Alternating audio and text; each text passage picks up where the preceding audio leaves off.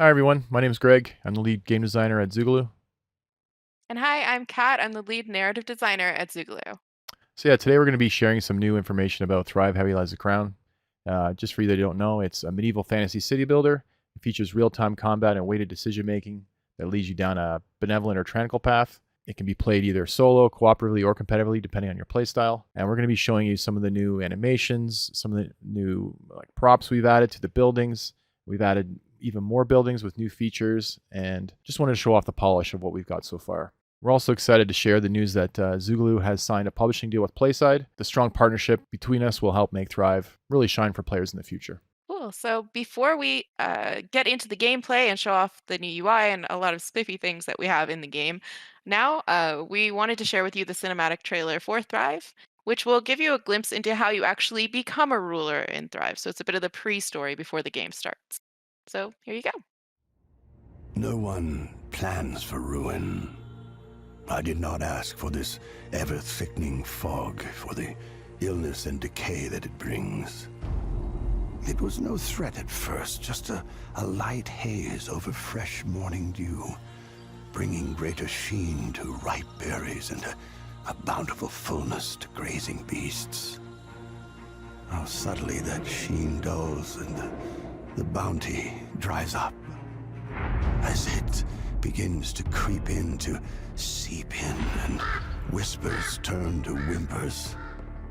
Food spoiled, livestock dead, water poisoned. Some call it a cleansing. Most call it the Wargrim. I call it my destiny. My rule seemed bound to failure. But for failure, I'd never planned. But you, what destiny awaits the one who walks amongst the Wargrim without fear? It has always been you. So here, take this gift, the mantle it bestows.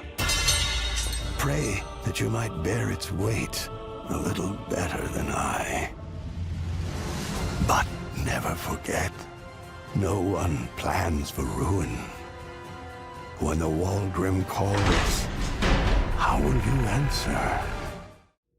Okay, so as we saw in that trailer, the voice that is speaking to you is the former king of Aldemar, and he's talking to you directly as the player. In his dying breaths, he's entrusting you to lead the survivors of that kingdom to a land where you can begin again.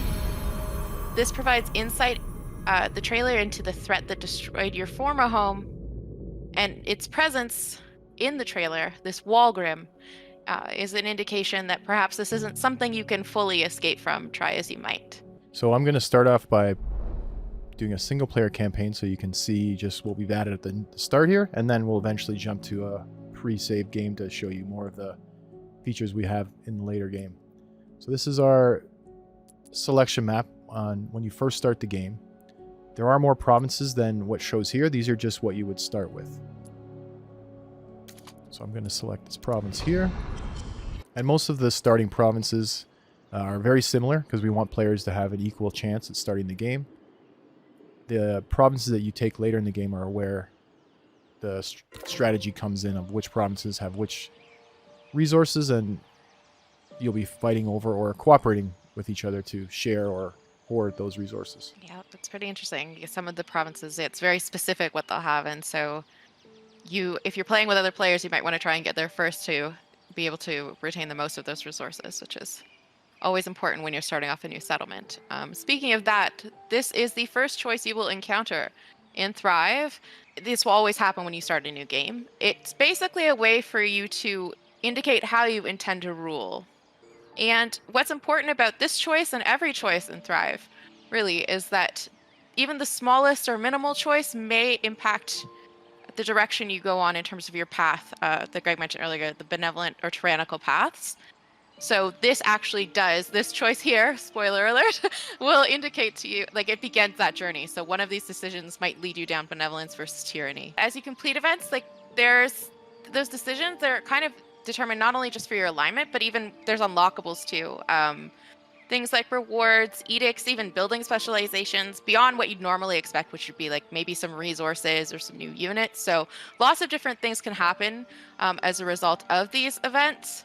So there will be some that are random that you just encounter, some that are reactionary depending on what's going on with your community, and others that are part of the main overarching story of your kingdom.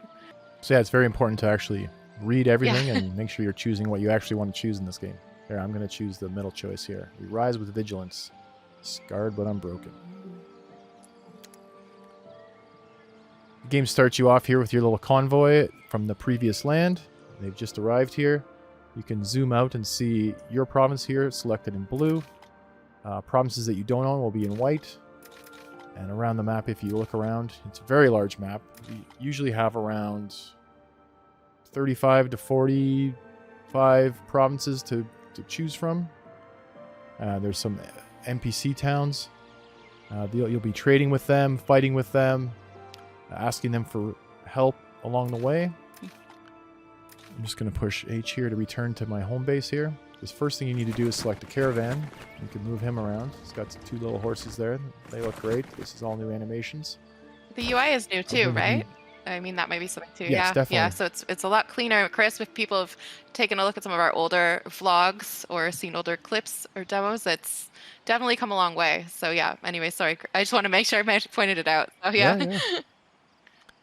Yeah, so the first thing I can do is make the keep, which kind of represents the capital of your town, your civilization, and eventually it'll be your lose scenario if you lose the keep and your king. So I'm just going to select the keep here and place it down in a nice open area. Even if you wanted to place it over the trees, it would delete the trees underneath it.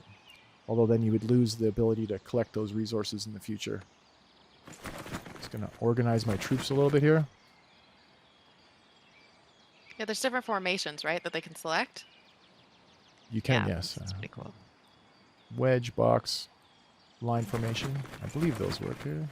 Yeah, they always work when I play with them, but you never. Yeah, it's pretty cool. And then depending, if you hold down the right click, you can select the direction at which they face. So yeah.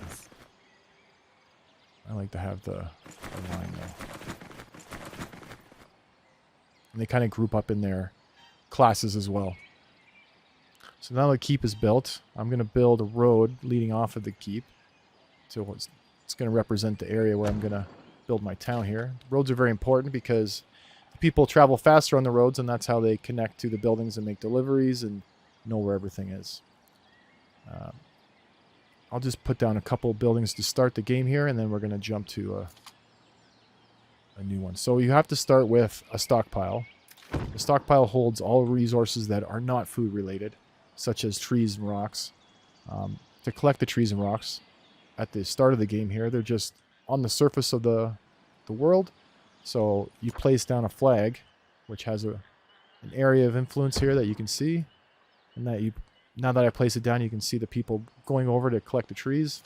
If you click on the flag, it tells you how many trees are in the area, how many people are working the flag itself, and you can decrease or increase the radius with the slider bar here.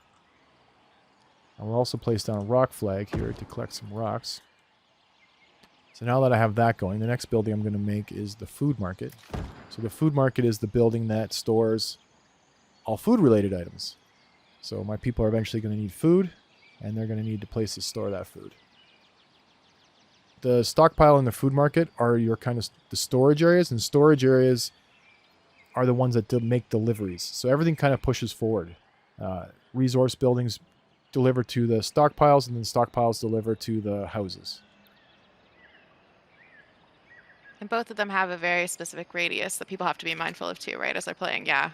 Yes. Yeah, I've done that before. So yeah, Put thing on the edge. yeah, and I'm we like, oh, no. represent those in different colors as well. Yeah. So the food market's going to be always green.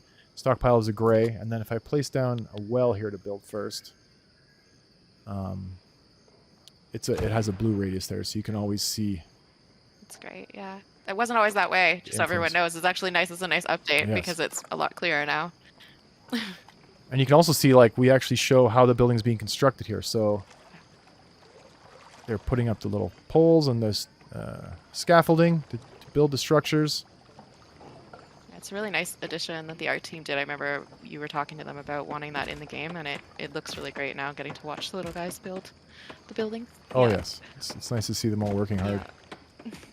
And then you can see there's a little red icon above the well. The reason is because it's missing a road. And I believe it tells you here, yeah, no road connection, no connection to the road. So I will make sure it gets connected to the road here.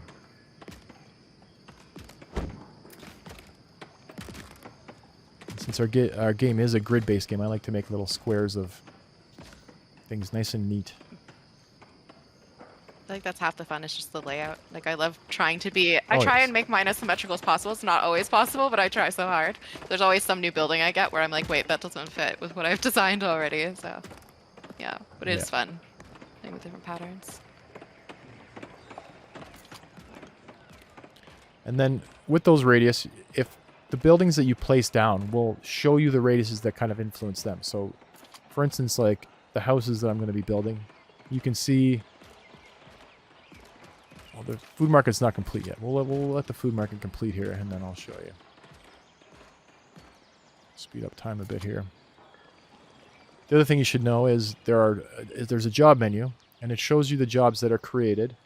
Now, builders are a job that kind of pops in and out. They're only created when you have all the resources at the structure. So if a building is in progress, like where it's getting delivered the materials to build it, they won't actually create a builder, so he's not waiting there for a long time, especially if your resource is something you don't have in your area and you really need to wait on a long time. You can place the building down and not have to worry about wasting your people's working abilities. But I have everything created now, and I'll show you now. If I select the house, it shows all the radiuses that would influence the house. So you want the well, you want the food market, and the stockpile in the area. If you hold down shift, you can also place down multiple of the same structure. So I'll place down a bunch of these here. Yeah, those radiuses are super important because your citizens will have needs, and the needs will change depending on the class that they are a part of as well. So you really want to make sure that they have access to everything, that they're within all of those radiuses so they can stay happy, your population can grow, all of that good stuff. So Yeah, once one of these is built here, I'll kind of show how it breaks down. the Yeah. initial needs and wants, and then we'll jump ahead to a town that's already been built. If you zoom out, though, you can see already that there is Grimrock Camp is what we call them. They're kind of like barbarians in other games. And you don't want to leave them too long because they will grow over time. So I can send some units over here right now just to take care of this. I'm going to send one guy. Maybe, I don't know if he'll be able to... If he'll win or lose, or what the situation will be. But I know we have... Oh, let me slow it down so you can actually see. So, the horse unit kind of looks the nicest. Yeah, it looks really And I know if he dies, it looks pretty cool as well. Not that I want to see all my units die, but...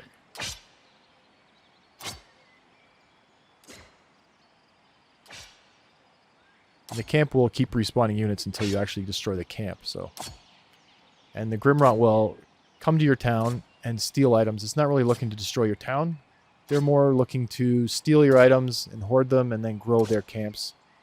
And just cause mayhem on the map. Yeah, I mean, like, too, from a narrative side, they're more, oh, did the horse die? Your horse died? No. Yeah, he did. Yeah, That's a they're shame. more, I guess you would think, like, as Greg mentioned, like, barbarians are a bit, like, pagan, so they are very in tune with the world and the earth and the land that they live in. And so, yes, they aren't super advanced as your civilization will come to be. But, you know, they like your resources. They want them, so they'll come and take them. So hopefully you can find ways to stop them, like Greg's trying right now.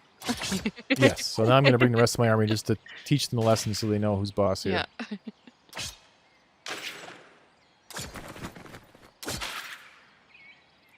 There we go. He's dead, and now I'm going to destroy the camp. Make sure I don't have to worry about this one for a period of time. Grimrock camps will not necessarily respawn in the same area, but they will respawn on the map and be a constant threat through most of the game. They'll even like menace other NPC towns, and they might ask you for help to get rid of them. Yeah. And then you can get points with them and be friendly with them by helping them out. later on too, you will see bigger threats, some of which we won't talk about today. We can mention the Wormaxa, which is probably your biggest threat in the game potentially, depending on how you're playing, and how you're ruling. But yeah, hopefully in the coming months, you guys will get a glimpse of them as well. But they're very exciting, and we're excited to show them to you when we get them ready to go. Oh, yes. Yes, should be pretty cool. Their kingdom is quite imposing, or at least that's the plan. So it'll be cool to see it actually forming. And yeah, when you're moving your troops around, you kind of see the blue dots on the ground where that's their end position. They have a highlight on them, so when they are within the trees, you can still always see them, so you don't lose them. And then if you do zoom out, eventually an icon appears above their heads, and it will represents their health as well. Yeah. That's a lot of the updates that have been made, which is really great. Now things stand out a lot more. You'll know right away a lot more like what they need or how their need levels are. And yeah, speaking of that too, Greg, I guess are the houses almost ready, or are they ready? It looks like some of them are. There's at least a couple houses Okay, here, so great, we can yeah. show you. Yeah, I'll zoom in to show them being built here, the other ones. And so in here they have needs and luxuries. Each of these things will unlock depending on your population amounts, and some might even unlock through a tech tree. So currently they had 3 needs to start. They needed a well, a food market, and a stockpile nearby to be happy. So as you can see, their happiness is 100% right now. Once I get a few more, they will want apples and firewood. And then once you get even more than that, they'll want some hemp clothing and some cider. And you'll have to build. All these will be represent, like all of these needs and wants. You'll need extra buildings to build to supply those resources and needs. And to have the resources in your province to collect as well. Yeah, so going back to what you said earlier, that's why eventually you will want to expand and go into provinces that aren't those initial starting ones, because suddenly you might need some iron or some other resource or a different type of plant to produce an item for your people, because you know you've got that the next class, like the laborer class, will have specific needs, and as you go up in those tiers, people they want fancier things. So yes, you'll need more buildings, more resources to get all of that going. So.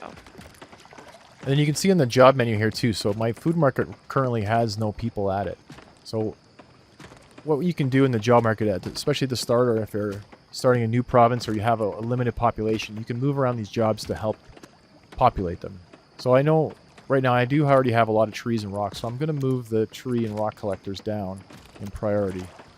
And that will populate the other jobs, because they take up a lot more. Early on, this is super important, just so everyone knows, because you really want to make sure you're keeping an eye on it. Like, I've had times where I wasn't keeping an eye on it and then wondering why it was taking a while for something to build, and I was like, oh, I just don't have someone actually bringing the items that I need where they need to go. So. But we can actually show off some of the props and animations that we've added, That's like true. just on these few buildings. Like the food market here, they have guys working already. We have the stalls we've added. We have some little barrels, all the goodies that you can see in there. Guy's like picking fruit or something from a barrel, right, on the left. For Yeah, sure. That's pretty cute. And whenever we have deliveries or deposits, I guess, numbers will pop up reflecting that, so you don't always have to click on the building to kind of see if they're working or what's coming in and out.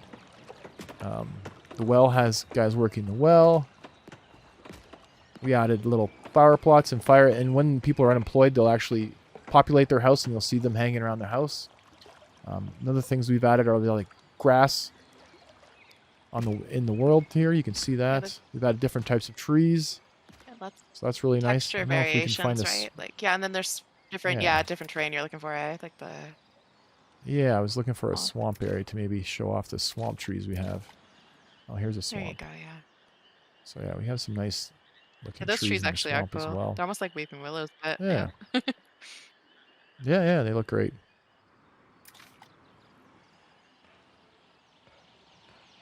So yeah, I think that's enough of the early game here.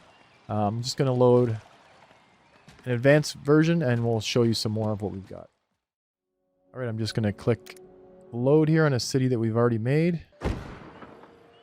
Ooh, an event. Oh, and we have an event right away here. What timing? So yeah, we have a new event screens for anyone who's played who had the chance, who was lucky at a show or is one of our testers and has played some of the older builds we had. Our event UI is very different now. So we've got some nice background designs from our art team, and We've got the setup or scenarios normally right at the top there. It gives you the breakdown of what's going on with the event, like what's the issue that you as a ruler need to address or resolve, and some choices below. So by selecting those choices, a lot of times it's going to lead you into some dialogue with members of your curia. Those are your advisors. So you have 3 at the start of the game. Slight hint that might change a little bit. You'll always have 3. I don't want to say you'll have more than 3, but that you may end up with a different advisor of your choosing at some point. So right now you have a knight, you have a chancellor, and you have a duke. So they all have their own leanings and things that they're interested in that obviously influence some of the advice they might give you. But ultimately you get to decide what's best for your kingdom. So Greg's going to make some choices now. So I believe when you click on the one, it shows you who's Yes. talking to you after you click So on that's the our one. Yes. Chancellor, Declan Bodie. So he's the Chancellor. He's of the people, for the people, that kind of a man. And yes, so you can see the dialogue was there. And now here, the events will be flowing a little differently, but that seemed a little quick. So just so you know, now this screen is our outcome screen. So you can see gains and losses. So anything that you receive as a reward or penalty will be located there. This one, I think it looks like it is a perk, I believe, right? Because perks are generally only good. It's a bonus too, yeah, like the wood chopper here. Exactly, Apparently. yeah. And then at the top section there too, that's normally where you get your summary. So the kind of the story-based outcome that accompanies any rewards that you receive. You won't always receive rewards or losses, so that's important to note too. But more often than not, you will receive something. And a perk is actually special. It's kind of nice to have that because it does affect your kingdom for a period of time versus, it's nice to get a few apples or a couple soldiers. But these perks and edicts that we'll talk about more in later vlogs, they can really change the course of your kingdom and how things go. So it's pretty exciting. It's something to look forward to. Yeah, and if you're not receiving a gain or loss, that usually means you're just in the middle of like a more complex story. That can be true as well. You're just, yeah. So I'm going to go to continue. Perfect. So yeah, we have a much larger town here. Oh yeah, look at you. Lots of farm plots there. Yeah, we've got lots of farms. Nice. Oh, we got some fires going on. So we have labor houses now too, because that's the next class after farmer, right? So we do have the next class of houses here. We have a Grimrock guy destroying our town. Yeah, so lots is going on. I'm gonna move some troops back here. Just gonna take a couple of these guys here. I'll try to teach this guy a lesson. He is really going after this one guy. He really wants his stuff. Oh, and he killed him. That is not very nice. Not nice at all. Oh, also quickly, I think it's important to note, because we went from an event to straight someone attacking. So during events, the game does pause, so you do not have to worry. It's not like you'll come back from an event if you're taking a bit to make a decision and your town will be, destroyed. Nothing like that should happen. But it just so happens that when this event popped up, probably during the game, the Gribrod had already started to show up. The event came up, it pauses, and then so Greg's dealing with that now. So yes. Yeah. So now that that's taken care of, I'm just going to make sure all the things are A-okay here. So there is fires going on. Currently, the well is the building that puts out the fires. Eventually, we're going to be adding a firehouse to this. So you'll be delivering the water to the firehouse. The firehouse will have like a wheelbarrow full of guys and, a wheelbarrow full of water. The guys will follow behind, and they'll be putting out the fire to make sure you don't lose any structures. And once the building does go on fire, the people do leave, so you can see there are no workers in the building. This one just repopulated because the fire was put out. Success, yeah. And then if you do get enough damage, this one was put out very quickly because it was next to the well. But some buildings that take enough damage, actually, they take so much damage that you need to re-deliver resources to repair them. So they'll be out of commission for a period of time before your stockpile delivers more wood or whatever the requirement is, and then they'll rebuild. Some of the new buildings that we didn't show in the last video, I can show you now. Like, these are the next tier of houses. These are the laborer class. It's a little more advanced. They have a nice little wood house. I mean, now they're starting on fire as well. They're outside, tending to their gardens. They have a little bit of stone. They have some nice shingles. A fireplace. This is the tavern. This is a requirement for the laborer class. So you can see here that they actually want a tavern and a bunch of other things that I'm going to need to get to eventually. They're outside drinking and having a great old time. We have the outfitter here, or sorry, craftsman. They make, early on they're making rope, eventually they're going to make furniture, and once you get to Benevolent Tyrannical, they'll actually make even more items. You'll have to switch between and build more outfit or craftsmen to make those structures. The 2 fields I have over here are apples, so they're made, and I have hemp going as well. That's a good question, actually, Greg. I was just thinking. I was like, with the things like the craftsman, you brought up a good point, because you might want to build one specifically to focus on certain types of production and one to focus on other types of production, right? So that you can produce things faster. So you can build more. Yeah. So I mean, that's good to know. You don't just have to like juggle it all in one building. Make sure that you build extra ones.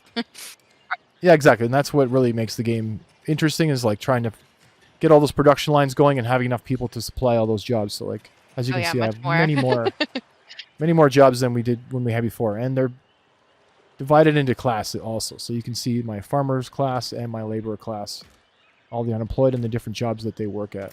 Nice. So I think the fermenter was a new building as well that we hadn't seen before. They will make your early game alcoholic beverages, such as cider and beer. We have the lumber mill, which shows people making planks. So they're splitting logs. This is the outfitter that I was referring to earlier. They're making your early game hemp clothing and then eventually your leather armors. And I've already started a second province. So with the caravan, you can either click the auto load, which will auto load all the necessary requirements to build a trading hut, which is what you need to start another province with. And you can see it takes 100 stone, wood, and 20 people. So you can either click this button and it'll autofill all those, or you can go into the actual resource menu and load the people in here. So here's all the people. They tell you their job that they're at. So usually what I like to do is go to the bottom where all the unemployed people are and select them. If you did select somebody with a job, though, somebody else will just fill the job if you have them available. So it's not a big deal if you do take somebody from a job. They will wait, though, if they were, for instance, collecting a tree and then coming back. They won't instantly walk over to the caravan, or any job, really, if you switch them in the job menu. They'll always finish their current task and then switch to the new job. So you're not, like, dropping things on the ground or losing out on any production. The caravan has to be near a stockpile too to fill it, right? Just so people know, like it has to be within a radius. Yes. Yeah. It's just to make sure that. Yeah. So depending on the goods that you're filling into the caravan, it'll need to be near that. So either if it's a non-food item, it'll have to be near a stockpile, or if it's a food item, it'll have to be near the food market. So yeah, that's really good to remember too. Because if you just place them somewhere way in the back corner and ask them to get something, nobody's coming. Yeah, or if you bring it somewhere else and you're just like, oh, I don't have what I needed, that's not great. Like you want to make sure you stock it up properly. So I'm gonna I see an issue here. With the Grimrot. There is a Grimrot camp between my my second province here and my first province. So I'm gonna try to take care of business here before I go show you the second province. Yeah. Get these guys down here. They're smart. They see what you're working on, and they want it. Yeah. They're trying to... I mean, if your caravan's moving between provinces and it's not protected, that is a prime target for the Grimrot to come and attack and steal your goods. And losing a caravan can be very annoying. I bet. Especially if you have resources and stuff, too. It would not be great. Not a good time. And you can see also, like, my units are injured right now. We haven't implemented the ration system, but that's coming very soon. And what that will do is you actually have to provide your military units with resources like food. So, they will be sustained, just their health. Their health will actually recharge up to their max health, but they'll have a second hunger meter as well, where if they go hungry, they lose the bonuses that they would get if they are fed. So once they get fed with different rations, the early game rations won't give you as big a bonus, but later game rations will give you a bigger bonus. And those will help with speed or strength, armor. So they're basically like a better unit when they're well fed. It also helps with something I know that was early on. It's something we always wanted in the game that you and our CEO Brandon talked about a lot. Is just the idea of like a battle of attrition, right? So because you're juggling Yes. all of this stuff. It's the management of your troops, the management of like, are they satiated enough to have the energy to be able to actually still be in combat? And yeah, so there's a lot going on. Yeah, we don't want it to be. We're mainly a city building game, and we don't want it to be like a fully RTS type game. We wanted you to have like a consequence to all your actions. So by building units, you don't just build a unit and it's, you build it and forget about it. You actually have to pay your military and feed your military. They're citizens too. They're just operating in a slightly different way, so they still have needs. Exactly. Yeah. So here's my second town here. The reason I had started a second town is you'll notice that they have iron, which is a resource that you'll need to... I mean, I could use it in this province or bring it back. But they don't have... My first province is unable to grow wheat, and they don't have a river access, so they don't have any fish. So the two things that I'm going to be doing in the second province is, collecting fish and building a wheat farm. So I already have the fishing dock ready. The only problem is it needs the laborer class to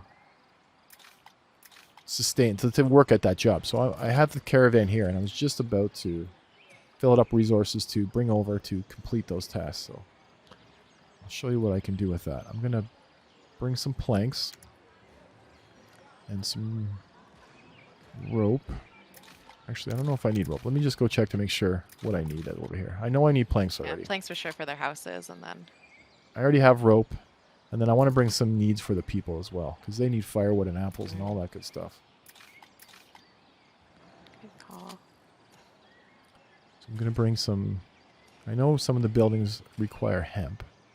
So I'm going to bring some hemp, which at the top here, ooh, looks like I'm only having 120. But I have a lot of hemp clothing. This is, also probably new in the UI that no one's seen is all these are now working. They're live.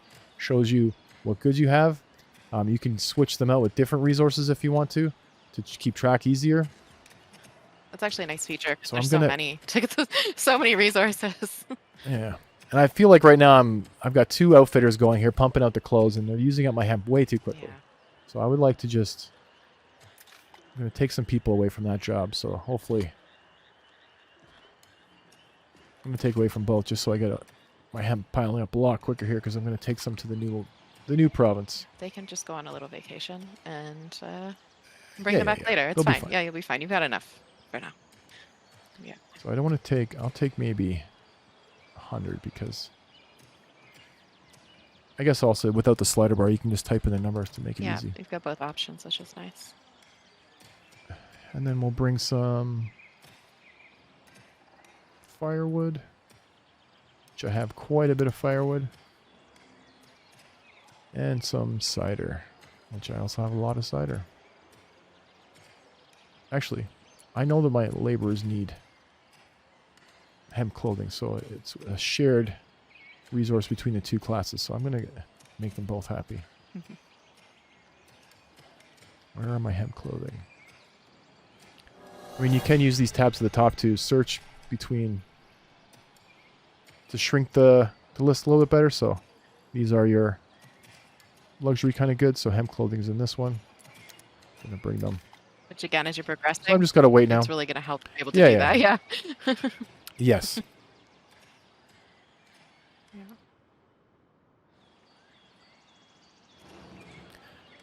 And with the flag, I'll just show what the flag here, because I'm seeing one right now. The blue bar here represents kind of how full the area is. So you can see here, it's very full of trees. This blue would actually decrease, and you'll see a line kind of go down, and as the trees run out in the area. I don't believe.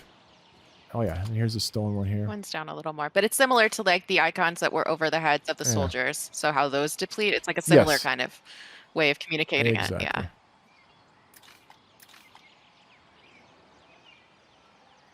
Oh yeah, so I got to move the caravan. I'm just waiting for the caravan right now. I'm going to speed up time here. Make sure he gets filled up quicker. We already got some planks going. Yeah, they're doing okay. Yeah. They're getting there. Now, eventually I'm going to bring back some iron and some wheat to this place, so I'm going to build the iron, those buildings that would need those goods. So here's the smelter here. Actually, before that, I want to build another stockpile because I know it's going to get jammed up. There's only one stockpile. They only have 3 workers. It's a primitive stockpile. We actually have a more advanced stockpile, which houses more goods and more people to work in there. So we'll get him going, and then that way things will fill up a little bit faster once I do add more production buildings. That's a good reminder of the radiuses too, because like honestly, I've had times where I tried to build too fast and then forgot that something wasn't quite in a radius, and I'm like, oh no, I can't get what I need, Yeah. which is the worst feeling, because then you just feel stuck and you're like, oops. So yeah, so it's nice to remember that. It's important. And I might even build another caravan here as well. So the caravans are in the military side here. Yeah. It does have a road icon, but you don't actually need to build the caravan on a road, but I'm going to do it anyways.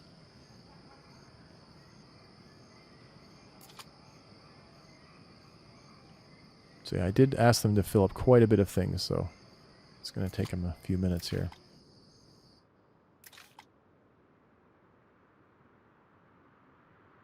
We can talk a little bit about the edicts here, since we have some time while that guy fills up. The tabs along the top show important things. Edicts are things that you can tell your kingdom for a period of time that something is going to change or happen. So, for instance, like a longer workday, you'll get increased production, but you'll make your people a bit unhappy. It's going to last for 7 days, and during that time, yeah, your happiness will decrease, but your production will increase. And you just hit the play button. Once you hit the play button, though, there's no way to cancel an edict. Once it's activated, and you just wait it out. Yeah. So they always have a positive and a negative edict. So that's like the major difference, I think, with Yes. the perks. The perks are normally, I think, all positive, whereas an edict, you're going to always have that trade-off. So yeah. And we're almost full here, so I can move this guy over. it still wows me how different the UI is now. Like, it's come such a long way from before. Oh, yes. Well, even before, it wasn't even colored or any backgrounds, or it was just boxes. Boxes and boxes. Yeah, a lot of boxes. I mean, speaking of the UI, I can go over some of that too while these are filling in. In the top left, you have your global money. All money is shared between all provinces. It's basically your kingdom's money, not your provincial money. And when you actually do spend money, it comes just instantly from that pot. So for, like, instance, military, or if you place down a building that requires money, it will just pull instantly. They don't have to be... It's not a resource that you need to deliver or anything like that. We have your time of day, the number of days, and your speed up and slow down time. There's also a quick way to access the menu in the top right. In the middle, it tells you the name of your province. And then this area here is where it tells you your different people, your different classes of people for that specific province. As you unlock more people, this bar will actually increase in size. And underneath it is a purple meter here, which is the Wargrim meter. I don't know, Kat, if you want to talk about the Wargrim meter. I mean, I can hint at it. elaborate There as well. isn't like we haven't shown too much yet, and we probably will again. It's one of those things you'll see a bit more of in future vlogs. But as I hinted at earlier on, the Wargrim is what destroyed Aldemore, which is the place you came from. Well, it may lurk here too, and in somewhat of a major way. And so the Wargrim, that meter, it indicates its presence basically in your kingdom, and anytime that you place a building, the decisions you're making, basically every action, it reflects similar to how the choices can impact your kingdom. All of those things impact the Wargrim surges, which can happen. So Wargrim surge will give you sometimes good, sometimes bad. It really depends on where you are in the game and what you're... Oh, I don't want to give too much away, but basically the way that you interact with the Wargrim is going to have a huge impact on how that meter affects you.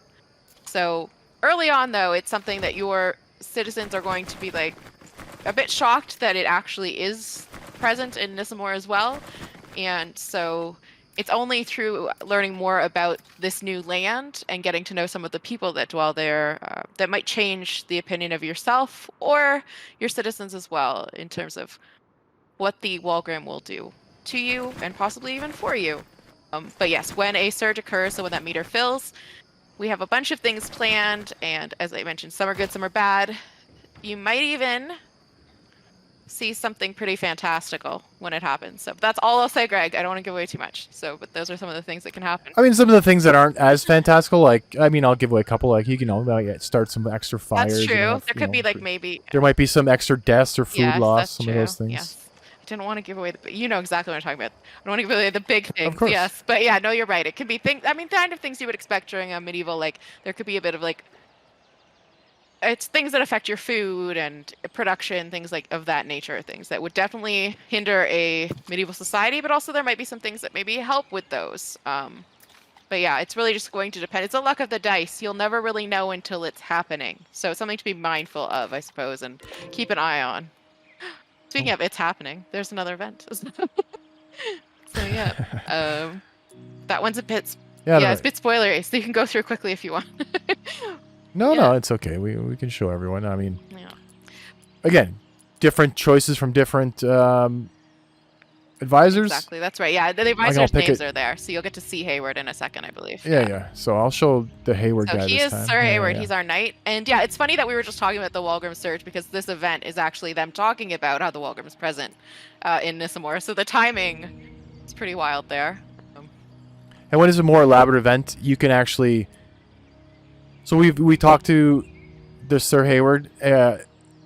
He's giving us this option. If we wanted to see what the other people have said, we can actually click to talk to them as well. So we can learn more about other people's perspectives. So we could find out what the Duke thinks about it or what the Chancellor thinks about it. And yes, there's our Duke. So now you guys have seen all of the Curia members actually today. But yes, so you'll engage in a little bit of dialogue with them and then you can decide. Yeah. So yeah, we'll just decide with this guy here. That's good. See, and that one didn't have the gains or losses. Technically, it probably should show you something if there is a finite end to that event. But at least you've got the summary there for now. And again, this all is a work in progress, so we're still developing a lot of the event UI, but it's definitely an improvement, and it's very nice to see the advisors there when you're trying to make those decisions, which we did not have earlier on. So it's kind of cool. It gives you feel like they're actual people now, which is nice. So because you can see them. So thanks to our art team for that. It's very great. How are we doing? Oh, you got your caravan there? I got my caravan here. He's starting to unload some of the goods that I need to keep this town going here. Excellent. Yeah, the tavern here takes a lot of resources, so it's going to take once the tavern goes, then I do have some labor houses coming, so the second class of people will be here, and they'll populate the fishing dock here so we can get some fish going. Yeah, so the planks, fish, those items, that's like their labor items, right? For their happiness and for their needs. Because you need the planks to build the houses, and the fish is their food of choice, I suppose. So that's, yeah. Those are some of the things. Yeah. And you can see this cool bridge we got now. It goes over the water, so you can move across the water to the other side if you want. So you can populate both sides of the river. And that will come in handy for both strategy and just collecting all the resources in the world.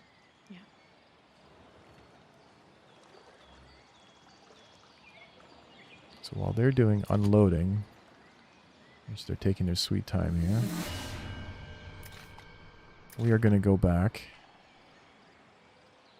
I have a second caravan here because I want to bring some more goods over to them.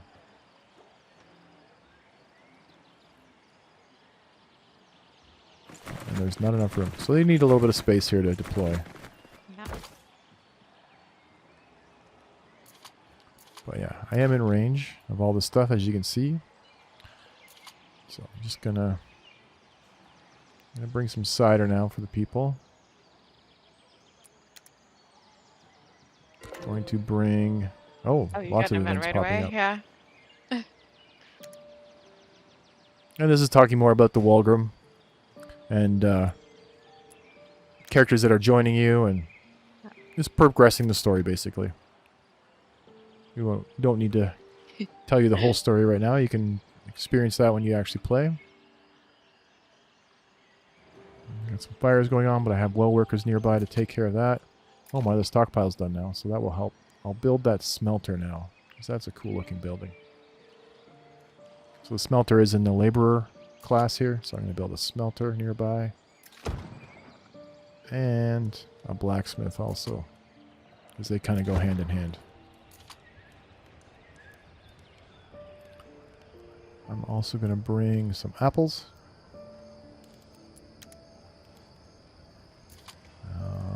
What are some goods that I can bring? I already brought firewood.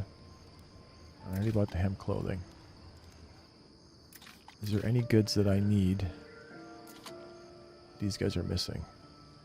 Oh, I used up all my planks already, so I can bring some more planks. And I can bring some more hemp clothing. I guess I haven't even unloaded all of these yet, so... They're just taking their time.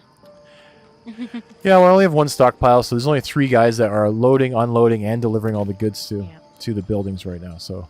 Yeah, makes sense. Maybe I should build It's an early settlement. It stockpile. would take longer, so that feels Yeah, slow but I accurate. should build another... One of the... Oh, Yeah. I'm gonna build another stockpile just to help. Yeah. And a food market just to... Why not? Get all the goods going faster.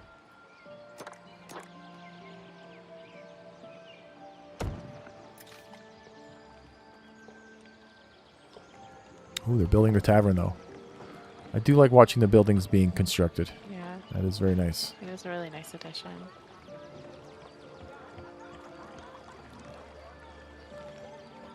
Now, I haven't expanded as much when I played through as you have. So I have a question for you, which is that in this Yes. instance, like, would you typically wait for new laborers to come and populate your new settlement, or would you bring some laborers down to your your new settlement, your outpost? Good question. I usually wait until they can be supported, but you can bring them down. If you bring them down without their houses, eventually they would get very unhappy and leave. But that's okay. I mean, if that's what if you really want to expand a little bit quicker and you really want to get them going, that's totally up to you. In this case, I have waited to allow them to move in naturally. Makes sense. Yeah, I guess it's kind of one of those. It's a risk, but if you can build fast enough, maybe it's an okay risk. But otherwise, yeah. Yes, exactly. And I mean, you'll suffer a little unhappiness. That's about the only risk. Like, they leave, your unhappiness gets hit a little bit, but it's not a huge consequence if you did have to sacrifice those people. People do move in pretty quickly once you get the new houses going. Yeah, that's true. So, firewood. So I'm going to get some more planks. Add that to this guy's order here.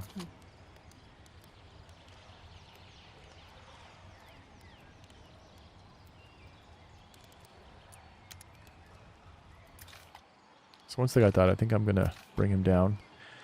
And I'm going to start collecting the iron in this area, so that I can bring some back to my main province once my smelter is complete here.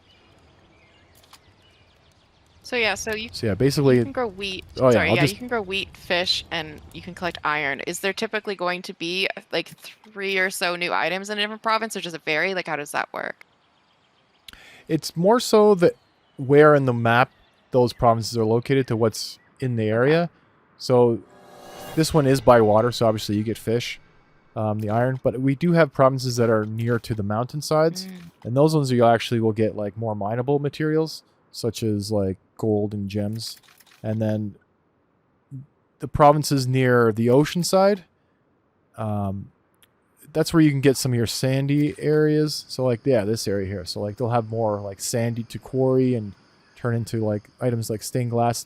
There's also a building in the game that's like a port. And there are at least 2 items currently that are only available through trade via the water. Okay. So you actually will need land. You'll need provinces both on the ocean front and in the mountainside to collect unique resources. Good to know. Yeah, I wasn't sure. Like, I mean, I've seen obviously what we've been doing, but like that was something that I was curious about, is if there was like a set limit or how it was broken up. But that makes sense. So it's a lot of times look to the terrain, and it might give you a good indication of like what's available. So Yes. And we don't have it right now, but in the bottom left here, like I guess kind of you're yeah, blocking I'm blocking the it bottom right left, now. but yeah. But there will be a little menu that pops up like when you hover over the provinces, telling you all the resources that will be available in those provinces. Yeah, it gives you like an indication with little icons and stuff, right? So Yeah. Currently, the only way is to kind of hover over and see like wheat populates this area. You can see that I can build it once I'm over this area, and it disappears once I'm over my area. oh, good though that it has so the you can queue kinda- there, which is nice. Yeah. In the Yeah. So I think I was trying to see if I had any iron coming in. So I do have a lot of iron now. I'm going to take this. I'm going to fill it with iron. And I'm going to bring it back to my province.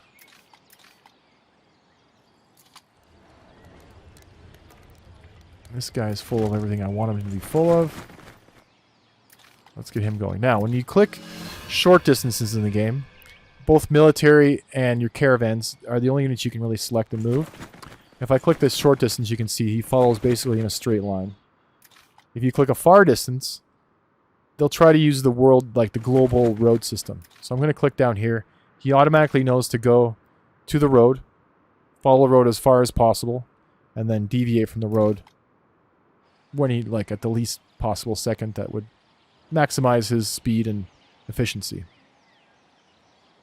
And that occurs for both the military units and caravans. It takes a second for him to realize he's in range, and I think I'm in range of both here, so that works out really well. Yeah, looks like it. So I'll just click on these items, and then they'll come, and as you can see, they're starting to unload the goods already.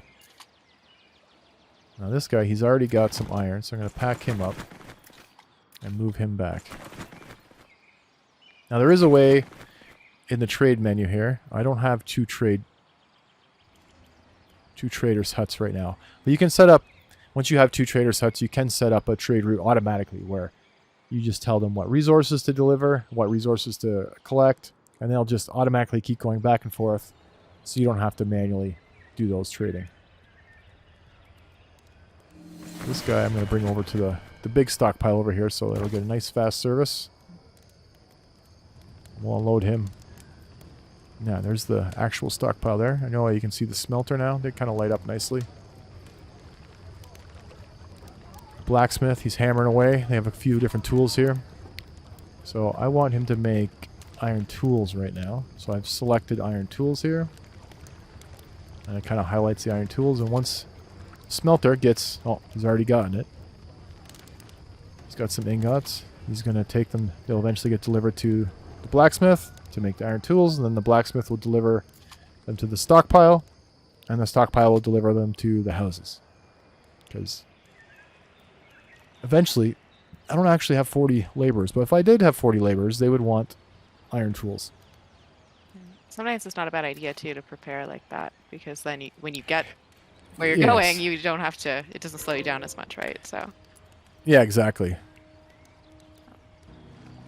Oh, now we have some laborers in the second place. So one of my, yeah, I do like this one building here, the fishing hut. You can see them actually fishing away, collecting the fish. Yeah, that's pretty new too, right? Because for a while we were trying to implement it, and yeah, we finally have it functioning, and it looks great, and yeah, it's really good. It's been really nice to see the development of so many of these buildings, especially now that we're getting further into the tiers and like the progression of the game, and getting just to see like where things are going. It'll be exciting, like in the upcoming months, to show you guys just what some of the path buildings look like. It'll be nice to see those and be able to show some of them off and give you the feeling that those paths have as you go down them in terms of what your kingdoms could look like. So it's pretty exciting. So yeah, they put in a lot of work. And I know in the vlogs coming up very soon, we're going to be showing more of the combat and like the multiplayer stuff, because our game will be fully multiplayer, whether you want to play cooperatively or competitively. You'll each be able to have your own kingdoms to rule, and you can either trade or fight over resources however you like. We've had a lot of like fun team tests. Like we did that earlier last year. We were trying out a bit of multiplayer, and now like seeing the progression of how they're working on multiplayer, like it's gonna be fun testing with the team again, and then being able to show some of that off. So. Oh yes, yeah. When you're fighting with your friends, it's always great videos. See everyone's different styles of how they build their town. It's really interesting.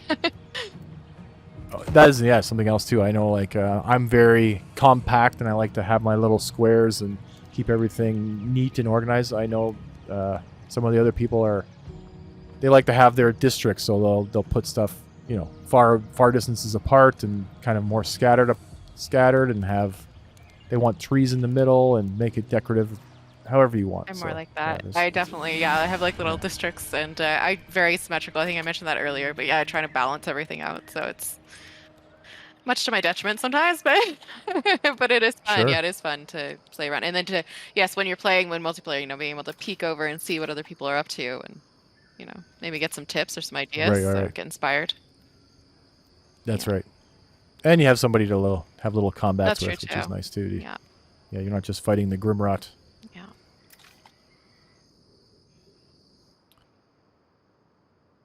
Oh man, which speaking of which, I have a large Grimrot. I probably left them for a bit now. They've got 3 units already spawned. No, they're just wait. So they're getting more powerful. Yeah.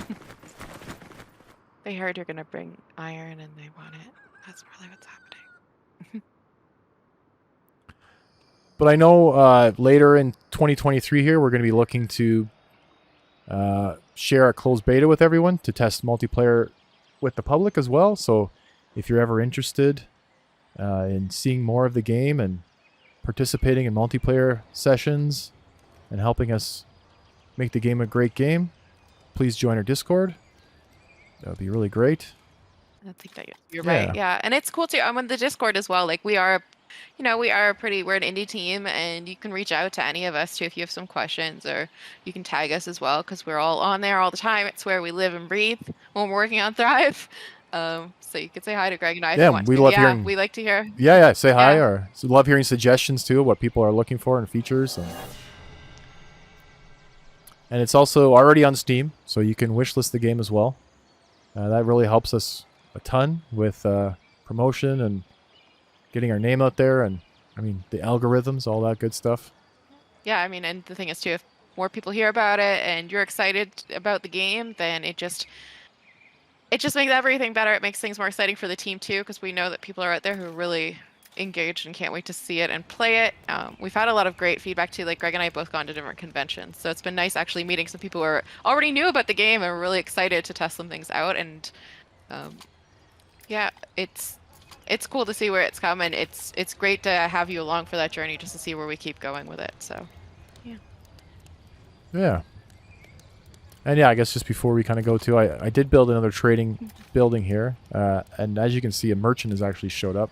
So the UI for this is a little bit rough, but they will trade, and you can sell and buy goods from them. So that's really great.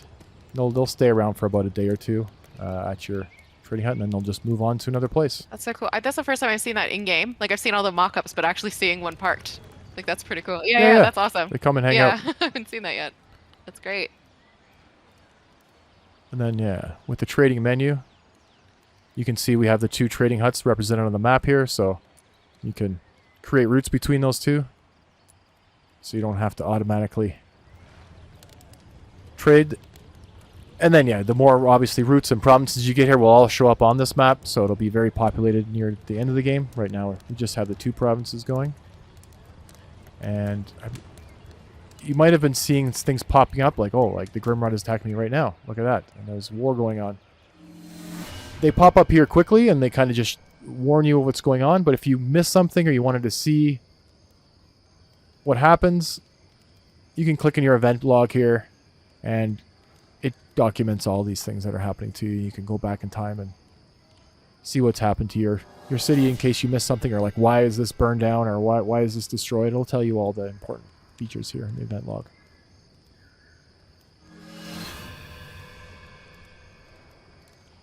Well, yeah, I think that's a good place to leave it. I hope everyone enjoyed. Sign up to Wishlist, sign up to Discord, and stay tuned for more. Yeah, it was great getting to talk with you guys, and have a great day, and thanks for being a part of Thrive.